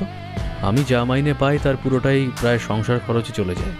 কিছু কাজ পারিশ্রমিকবিহীনভাবেই করে থাকি, অত চিন্তা করবেন না। আচ্ছা, বিদুরবাবু এখানে আছেন? না, আজকে কাজে আসেনি। ও, উনি কোন দিকটার কাজ দেখাশোনা করেন? এই যে পাশের ঘরে ওই হিসাবের দিকটা ওনার। অনিমেষ, তুমি একটু অপেক্ষা করো। রথীন্দ্রবাবু, আপনিও এবার আসতে পারেন। আমাদের সকলকে ওখান থেকে সরিয়ে দিয়ে অনিরুদ্ধ একাই খানা তল্লাশি চালিয়ে কিছুক্ষণ পর বেরিয়ে এলো। আমার মুখের সামনে একটা ছোট্ট চাবি তুলে ধরল। ওটাকে হাতে নিতেই টের পাই গায়ে তখনও সাবানের গুঁড়ো লেগে আছে। এটা বিদুরবাবুর র্যাট থেকে পেয়েছ? না, ছাইদানিতে পড়েছিল। কাজটা যেই করে থাকুক খুব বেশি পাকা হাতের কাজ নয়। আচ্ছা শোনো, তুমি এখন বাড়ি যাও, আমি একবার পার্থবাবুর সঙ্গে বাচ্চাটার খোঁজ করার চেষ্টা করি। ঠিক আছে, সাবধানে যেও। আসলে অনিরুদ্ধকে সাবধানে ফিরতে বলেছিলাম ঠিকই, তবে এই প্রার্থনা আমারই বিশেষ প্রয়োজন হয়ে পড়ে। বিধাতা সেদিন আমার জন্যই অলক্ষ্যে একখানা মরণ ফাঁদ রচনা করে রেখেছিলেন। নিজের চেনা পরিচিত গলিতে পা রাখতেই যাব, ঠিক এমন সময় নজরে পড়ল একটা ল্যাম্পপোস্টেও আলো জ্বলছে না। আমি এগিয়ে গিয়ে আলো জ্বালাবার চেষ্টা করতেই হঠাৎ সজোরে কেউ একজন মাথাটা ল্যাম্পপোস্টের মধ্যে ঠুকে দিল। আহ আহ আহ! ওই মালটাকে ওদিক থেকে চেপে ধর, আজকের শেষ দেখে তবে আমি ছাড়বো। আরে আরে, কি হচ্ছে কি? কে আপনারা? ছাড়ুন বলছি, ছাড়ুন। সালা খুব ডিটেকটিভ সাজার শখ হয়েছে তাই না?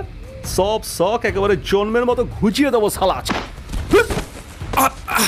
আপনাদের কোথাও একটা ভুল হচ্ছে, আমি এসবের কিচ্ছু জানি না। এই এই এই হটটা দে, এটা দিয়ে মাথার মধ্যে মারি মার। এইটা না, তারপরে পুরো টেসে গেলে আমি তো কেস খাবো। সালাকে এভাবে মারতে মারতে আধমরা করে রাখ। ওরে বাবারে, ওই মারছে কেন বাবারে? কি হলো হ্যাঁ? ক্ষমতা থাকলে আরেকবার গায়ে হাত লাগিয়ে দেখ। আয় আয়। আরে ওট ওট, হার মানার সময় নেই, ওট। এতক্ষণ ধরে ভালো কথায় বোঝাবার চেষ্টা করেছিলাম, কিন্তু তারপর দেখলাম কিছু জন্তুরা শুধুমাত্র মারের ভাষা বোঝে। আয়। আচ্ছা, এই নে তবে। ছাড় বলছি, ছাড়। গুরু পালাও এখান থেকে।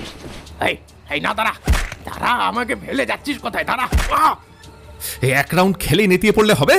হ্যাঁ, কাম অন, ফাইট ব্যাক। ওরে দাঁড়া, দাঁড়া, ওভাবে যাস না রে, দাঁড়া। যত সব কাপুরুষের দল।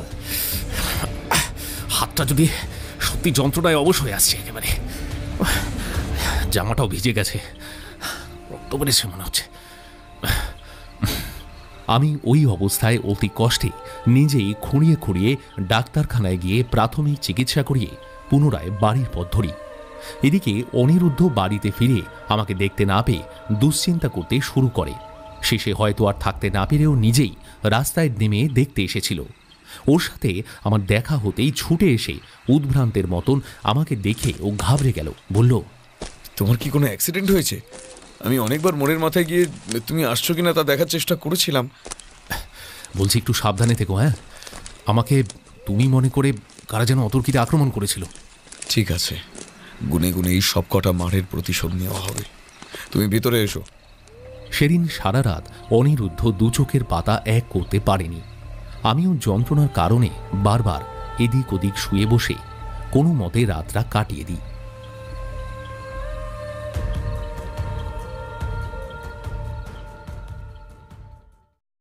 পরের দিন সকাল হতেই অনিরুদ্ধ কোথাও একটা বেরিয়ে যায়। ফেরার সময় কচুরি আর তরকারি নিয়ে এসে পরিবেশন করে দিল থালায়। বলছি, এত সকালে কোথায় গিয়েছিলে? গতকাল যেই চাবিটা ছাইদানি থেকে উদ্ধার করেছিলাম ওটা তেমন কোনো কাজে আসেনি। আজ গাড়ি ভাড়া করে সাত সকালে কৃপালবাবুর বাড়িতে গিয়ে সকলকে ঘুম থেকে ডেকে তুলে প্রায় প্রতিটি ঘরের আলমারি, সিন্দুক, এমনকি কৃপালবাবুর বাবা যেখানে দলিল রাখেন সেই সিন্দুকটাও এই চাবি দিয়ে খোলার চেষ্টা করেছি, তবে কোনোটাই কাজে দেয়নি। ইস, মিছিমিছি বেচারাদের মনে এত ভয় ধরিয়ে দিলে। হ্যাঁ, এই ভয়টাই দরকার ছিল।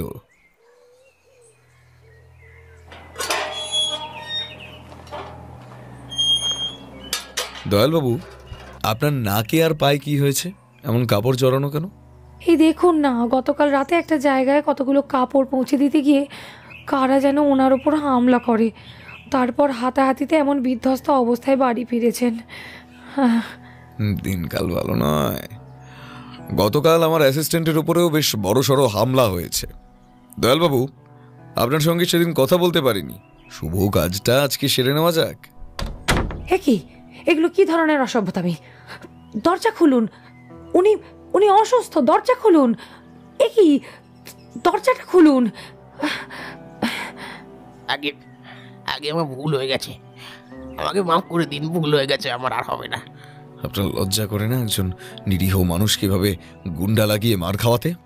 এই কথাগুলো যদি সকলের সামনে ফাঁস করে দিই তাহলে আপনার অবস্থান কোথায় গিয়ে দাঁড়াবে বুঝতে পারছেন তো? হ্যাঁ, আপনার দাদা কিন্তু এটাই ধরে নেবেন যে ওই চিঠিগুলো আপনি পাঠিয়েছিলেন।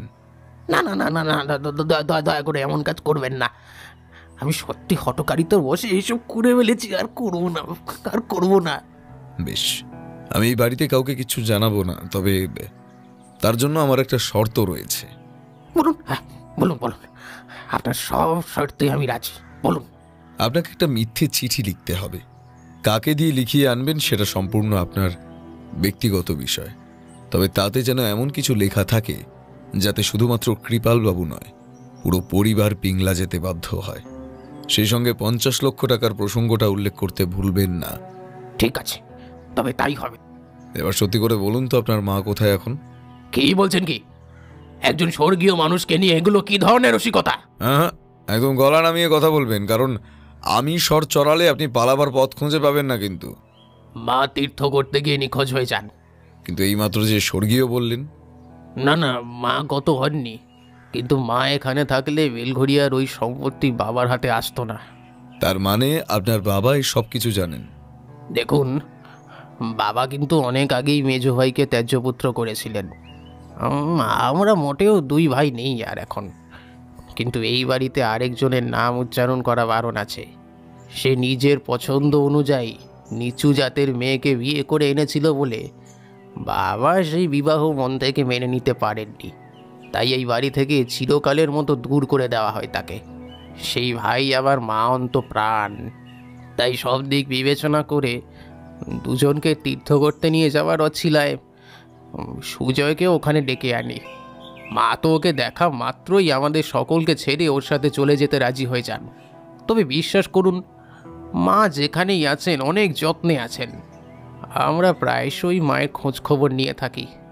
ভাইয়ের সাথে মায়ের আবার দেখা করিয়ে দেওয়ার ফলেই মা আমাকে একখানা চিঠি লিখে দিয়েছিলেন, যাতে লেখা ছিল যে মায়ের শেষ ইচ্ছে হলো তার বাপের বাড়ির পুরো সম্পত্তিটা যেন আমার হাতে উঠে আসে। আমি বাবাকে সেই চিঠি দিয়ে বলেছিলাম যে মা যখন গঙ্গায় পুণ্য স্নানের জন্য ডুব দিতে যান তখন আমার হাতে এই কাগজটা ধরিয়ে দিয়ে বলেছিলেন যে আমি যেন এটা নিজে না খুলি এবং এটা শুধুমাত্র আপনাকেই পড়তে দিই। এটা দাদার কানে যেতেই ও নানাভাবে বাবাকে ভয় দেখাতে শুরু করলো। বাবা এখন মায়ের শেষ ইচ্ছা পূর্ণ করবেন নাকি দাদার জুলুম মেনে নেবেন, এর মাঝেই দ্বন্দ্বে রয়েছেন। বেশ, আপনার সঙ্গে খুব শীঘ্রই আবার আমাদের দেখা হবে।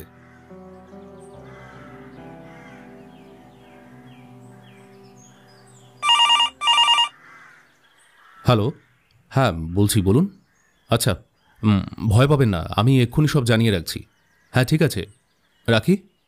টেলিফোনটা রেখেই আমি অনিরুদ্ধর কাছে একটা দুঃসংবাদ দিতে ছুটে গেলাম।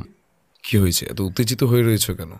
বলছি অনিরুদ্ধ, কৃপালবাবুর কাছে আরেকটা চিঠি গিয়েছে, তবে লেখার ধরন আর শাসানি আগের চেয়ে বেশ বদলে গেছে। মোট কথা কি বলতে চেয়েছে? সপরিবারে ওদের কেউ পিংলা ডাকছে। তবে শুভস্য শীঘ্রম। অনিরুদ্ধ যে কি ভাবছে অথবা কি করছে এসব আমি কিছুই বুঝতে পারলাম না। যখন দুশ্চিন্তায় আমার হাত পা প্রায় সিঁধেই যাচ্ছিল, সে সময় অনিরুদ্ধকে গুনগুন করে দুকলি কীর্তন গাইতে শুনলাম। তার উপর পিংলার কোথায় গিয়ে ওঠা হবে, আততাই আদৌ কোনো স্থানের নাট মন্দিরের পিছনে ওই 50 লক্ষ টাকা রাখতে বলেছে, এসব কিছুই অনিরুদ্ধ নিজেই আন্দাজ মতো বর্ণনা করতে শুরু করল। 12 তারিখ হাওড়া থেকে খড়গপুর পৌঁছে সেখান থেকে বালিচকগামী ট্রেনে বালিচক স্টেশনে নেমে একটা গাড়ি ভাড়া করে প্রায় 20 কিলোমিটার পথ অতিক্রম করে নয়া গ্রামে এসে নামলাম। অনিরুদ্ধবাবু, বলছি শেষবারের মতন একবার চেষ্টা করলে হতো না?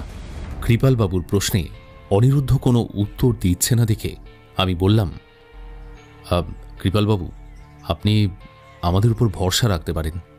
এই টাকা আপনারই থাকবে।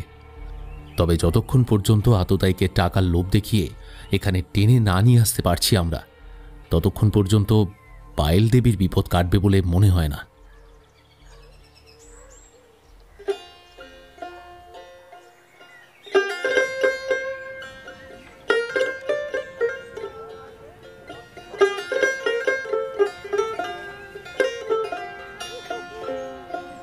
আমার একলা নিতাই, একলা এই জায়গাটা খুব সুন্দর, চলো ঘুরে দেখি। হ্যাঁ বলছি, জায়গাটা তো সুন্দর, কিন্তু মানে যদি কোনো বিপদ হয়। সম্ভব নয়, যা কিছু হবার তা 15 তারিখেই হবে। বাবু শহর থেকে এসেছেন বুঝি? হ্যাঁ, আচ্ছা এখানে নাট মন্দির কোথায় আছে বলতে পারেন? ওই তো এদিক দিয়ে সোজা চলে যান, ওদিকে একটা বড় বটগাছ পাবেন। হ্যাঁ, তারপর ওখান থেকে বেশ কিছুটা হেঁটে গেলে একটা ওই ঝোপঝাড়ের মধ্যে ভাঙাচোরা মন্দির দেখতে পাবেন। এখন আর কেউ পুজো টুজো দিতে যায় না, নাগমাতা বসবাস শুরু করেছে তো তাই। আপনারা গেলে ওই দিনের বেলা ঘুরে আসবেন। লোকে বলে বেশ কিছু বছর আগে ওখানে নাকি হিন্দুদের একখানা বড় রাজপ্রাসাদ ছিল, কোনো পাপে অভিশপ্ত হয়ে সেসব নাকি পাতালে প্রবেশ করেছে। এখনও সবাই মিলেমিশেই থাকে ওখানে, এই রামায়ণ মহাভারতের পটচিত্র আঁকে, কৃষ্ণলীলা গায়, সবাই শিল্পী মানুষ। আপনার হাতে তেমন জরুরি কাজ না থাকলে জায়গাটা একটু ঘুরিয়ে দেখাতে পারবেন? হ্যাঁ হ্যাঁ পারবো, আসুন আসুন, অবশ্যই পারবো। সেদিন ওখানকার বাসিন্দাদের সাথে মন ভরে বহু টিলা, মন্দির, প্রত্নতত্ত্ব সামগ্রী, পাথর মূর্তি, ঈশ্বরের বিভিন্ন লীলার হাতে আঁকা ছবি, পুরনো আমলের কিছু যন্ত্রপাতি আর আরও অনেক কিছু, এই সমস্ত দেখার সৌভাগ্য হয়েছিল। এরপর পরের দিন থেকে আমি আর অনিরুদ্ধ দুজনে মিলে গাড়ি ভাড়া করে পুরো পিংলার সৌন্দর্য উপভোগ করার অভিযানে নামলাম। তবে যে নাট মন্দিরের কথা বারবার চিঠিতে উঠে এসেছে, সেই নাট মন্দিরের চারপাশে চিরুনি তল্লাশি চালিয়ে টের পাই ওই প্রান্তে ঝোপের আড়ালেই একটা বিশাল সুড়ঙ্গ রয়েছে। অনিরুদ্ধ সেখানে প্রবেশ করার চেষ্টা করলেও আমি বাধা দিয়েছিলাম। এরপর সঠিক দিন উপস্থিত হতেই টাকা নিয়ে কৃপালবাবু ওই স্থানে হাজির হন। আমরা সবাই ছড়িয়ে ছিটিয়ে লুকিয়ে থেকে পুরো ঘটনা দেখার অপেক্ষায় ছিলাম। আমি পুরো টাকাটা নিয়ে এসেছি, আপনি কোথায়? কোনো সারা শব্দ নেই। টাকাটা নিতে হলে বাইরে বেরিয়ে আসতে হবে। কৃপালবাবু আবার বললেন, এইটা তো কথা ছিল না, চুপচাপ টাকাটা মূর্তির সামনে রেখে পিছনে ফিরে হাঁটা দিন। ঠিক আছে, এখানে রাখলাম। কৃপালবাবু সুটকেসটা রেখে আমাদের দিকে এগিয়ে আসতেই অন্ধকার থেকে কেউ যেন বেরিয়ে আসতে থাকে, আর ঠিক সেই মুহূর্তেই সুটকেসটা বাঁচানোর জন্য পায়েল দেবী ওখানে ঝাঁপ দেন। এ তুই কি করলি? এটা নিয়ে যাও, কাউকে কোনো টাকা দিতে হবে না। সঙ্গে সঙ্গে একটা দড়িতে গোল করে ফাঁসের গিঁট দিয়ে কেউ পায়েল দেবীর গলা লক্ষ্য করে ছুঁড়ে মারে।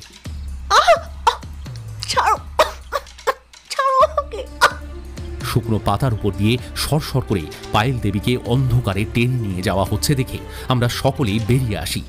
ওকে ছেড়ে দাও, নয়তো আমি গুলি ছুটতে বাধ্য হব। না, কখনোই না। 1 2 কে আপনি? এখানে কি চাই? সামনে এসে কথা বলো। তোমার আর পালাবার পথ নেই। এই জঙ্গলটা আমার লোকজন চারিদিক দিয়ে ঘিরে ফেলেছে। ধীরে ধীরে একজন যুবক কালি মাখা মুখে বেরিয়ে আসে। একদম চালাকি করার চেষ্টা করবে না। এদিকে এক পা এগোলে আমি কিন্তু মেয়েটাকে শেষ করে ফেলবো। না না না, আপনার যত টাকা লাগে আমি আপনাকে সব দেব, কিন্তু দয়া করে আমার মেয়েটিকে ছেড়ে দিন।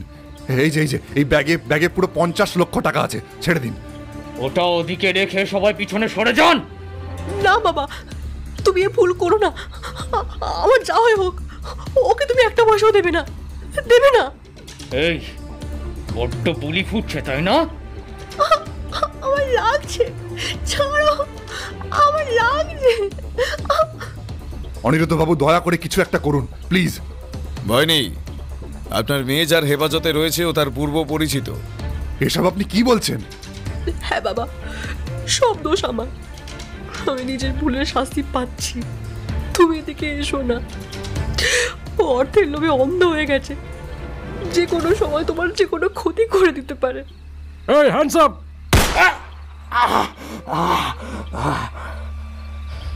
কাজটা তুমি ভালো করলে না, কাজটা ভালো করলে না অফিসার। ওকে ছাড়ো, পায়েল দেবী এদিকে আসুন। বেশ, আমাকে যখন ধরা পড়তে হয়েছে তখন সকলের মুখোশটা আমি আজকে টেনে ছিঁড়ে ফেলবো। কৃপালবাবু, আপনার সঙ্গে যেদিন ব্যালকনিতে দাঁড়িয়ে আপনার বাড়িতে কি কি উৎসব হয় এগুলো জিজ্ঞাসা করছিলাম, সেদিন আপনি বলেছিলেন আপনার বাড়িতে প্রতি বছর পটের গান গাওয়ার জন্য বহু শিল্পীকে ডেকে আনা হয়। সেদিন থেকেই মাথার মধ্যে নয়া গ্রামের এই পটের ঐতিহ্য আর আপনার বাড়িতে রামায়ণ মহাভারতের গান এক করে ফেলেছিলাম। আপনার বাড়িতে গান গাইতে গিয়েই আপনার মেয়ের সঙ্গে তার দেখা হয়। তারপর যেদিন সকালে চাবি নিয়ে আপনার বাড়িতে হানা দিই, সেদিন পায়েল দেবীর ঘরে বিভিন্ন জিনিসপত্র ঘাঁটতে গিয়ে সেখান থেকেও একটা নৃতাত্ত্বিক সামগ্রী খুঁজে পাই, যেটা শুধুমাত্র ঘরে বসে থাকলে কেউ উপহার দেওয়া ছাড়া হাতে পাওয়া সম্ভব নয়। এগুলো থেকেই আমি এখানকার কোনো বাসিন্দা যে এই ঘটনার সঙ্গে জড়িত তা আন্দাজ করেছিলাম। তবে ছেলেটির অপর একটি পরিচয় রয়েছে, ও আপনার কন্যার প্রেমিক। কিন্তু চিঠিগুলো আমার ঘরের ভেতরে পৌঁছতো কেমন করে? সে ব্যবস্থা আমি করেছিলাম। আমার জীবনে তোমার অত্যাধিক শাসন আমি আর মানতে পারছিলাম না। প্রতি মুহূর্তে তোমার জন্য আমার মাকে আমার সামনে চোখের জল ফেলতে হতো, আমি দেখেছি। তারপর আকাশ আমার জীবনে আসার পর আমার মনে হলো আমি হয়তো ওর সাথে সুখী হতে পারবো, কিন্তু ওর যে কোনো সম্বল নেই। কাকাই নিজের পছন্দ অনুযায়ী বিবাহ করেছিলেন, তাই তাকে ত্যায্যপুত্র করা হয়েছিল। এবার আমিও যদি সেই পথে হাঁটি তাহলে আমার জন্য এর থেকে ভয়ঙ্কর কিছু অপেক্ষা করতে পারে। তাই তোমাকে ভয় দেখিয়ে ওই টাকা আমি আকাশকে দিতে চেয়েছিলাম। সবকিছু যখন ঠিকঠাক চলছিল তখন কেন ইচ্ছে করে আপনার বাবাকে আমাদের কাছে পাঠিয়েছিলেন? পরবর্তীকালে আমি অনুভব করতে পারি যে আকাশের কাছে আমার চেয়েও আমার অর্থ গুরুত্বপূর্ণ হয়ে উঠেছে। ও রীতিমতো ওই বাড়িটাকে দেখে উন্মাদ হয়ে যায়। ভেবেছিলাম এগুলো মোহ, সময় দিলে কেটে যাবে, কিন্তু তারপরও আমার উপরেই উল্টো আক্রমণ শুরু করে।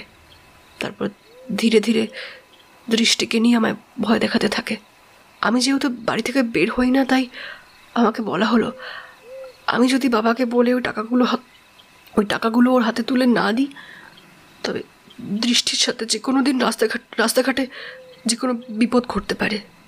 আমার আর আকাশের বিষয়ে বিদুরদা সব কিছু জানতেন, তাই আমার প্রতি একটা দুর্বলতা থেকে আমার অনুরোধ মেনে নিয়ে গোপন কথাবার্তা আলোচনার মাধ্যমে উঠেছিল। দেখুন তো এই চাবিটা আপনি চেনেন কিনা? আকাশ কলকাতায় এলে যে বাড়িতে ভাড়া থাকতো, এটা সেই ঘরের তালাও চাবি।